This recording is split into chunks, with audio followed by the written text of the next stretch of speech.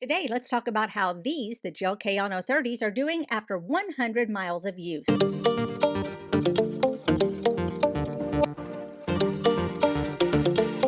Hello, fellow geeks, and welcome back to Running Geek Girl. My name is Heather, and I am glad you are here today. Now, last month, you may remember that I put out my initial impressions of the gel Kayano 30, link up here and down in the description in case you missed that video. But I gave a lot of information about the specs of the shoe and just my general impressions the first time running in them. Now, I've had the chance to run in them for over 100 miles, so I thought I would let you know how the shoes are holding up after extensive wear. Let's start by talking about some of the basic specs of the shoes. Now, these are going to be used typically for neutral or for someone with overpronation. This usually means you have lower arches. A lot of times your injuries are going to be things like your shin splints, plantar fasciitis, bunions, heel spurs.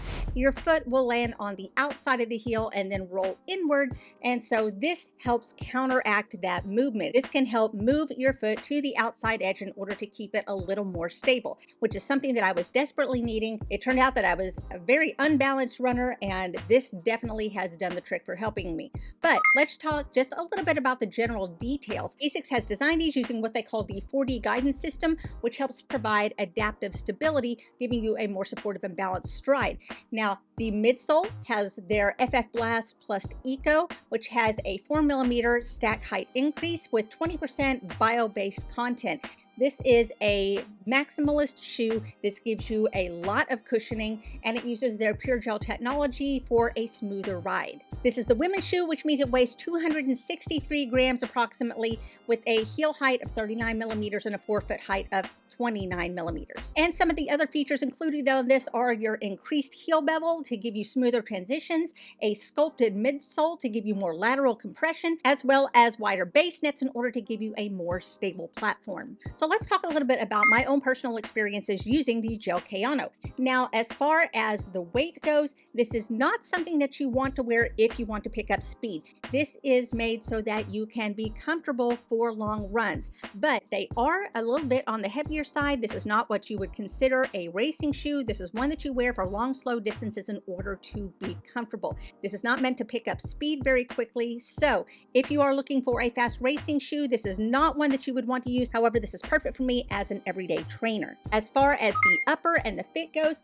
the upper does have breathability. However, not as much breathability as other shoes that I have seen, but this is made in order to be a little more durable so that you can wear this for longer. So it's not quite as breathable as other models that I have worn before, but the breathability is still there. As far as the actual fit, this does have a wider toe box, which is something that I am always looking for, as my toes tend to swell and spread a little bit the longer that I go running. So if you're needing that extra room up there, then this is definitely one that's going to help.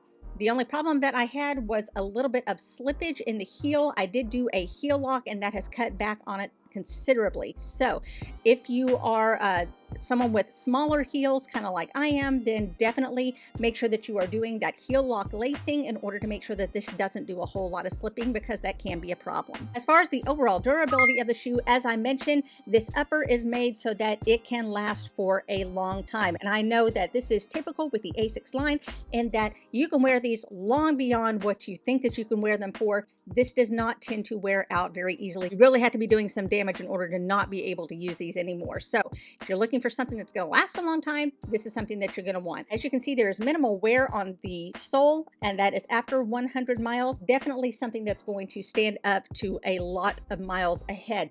Now, one thing that I was worried about is that previously in the gel Nimbus, there was, in the last year's model, there was a problem that I was having with slipping in the forefoot when I was running on wet surfaces, and I was interested to see how this was going to hold up. I took these out on a rain run, and this did not slip. This had a lot more grip than the gel Nimbus. So if you are looking for something with a lot of grip on the roads, this is something that can help you out with that. I do believe that that is because this is meant to be a stability shoe, and therefore you're going to need that extra grip in order to help keep things stable and balanced. But that was something that I really appreciated, was being able to take this on a rain run and not have to worry about slipping on the asphalt. As far as, are these really responsive? Not hugely so, but again, this is just meant to be a shoe designed for comfort. This is one that keeps you going on those long runs. So if you're looking for something with a little bit of pop to it, this may not be the one for you. However, you can definitely feel that cushioning as you are going on longer and longer runs, which is something that I was looking for. I'm looking more for comfort than for speed. I'm a long, slow distance runner, and so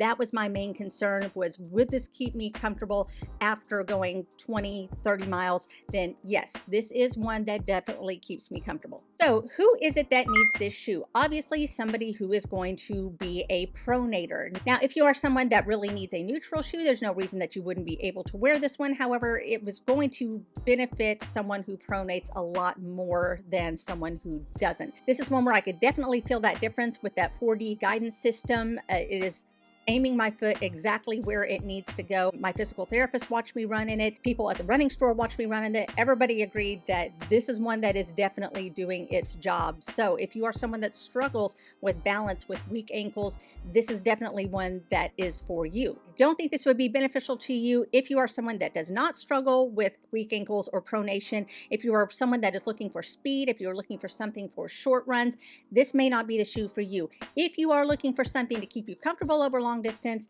help correct pronation, and you don't mind a little bit of weight, you're not looking to pick up speed, then this is definitely one that you need to look at. That being said, there were some other stability shoes that I tried on in the search for this, and they may be some that would interest you.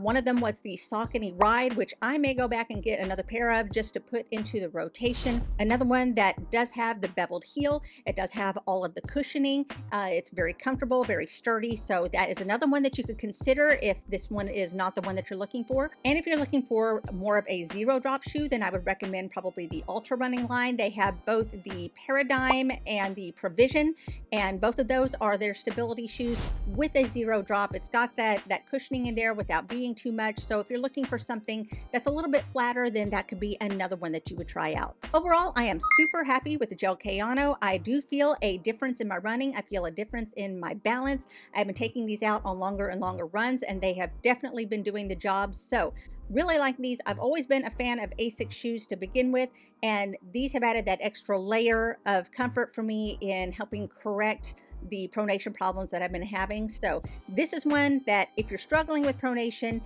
you're definitely going to want to at least try on and see how it works for you. So there you go. That is my review of the gel Kayano after 100 miles. Did you find this useful? What kind of shoe are you running in lately? Why don't you let me know down in the comments below?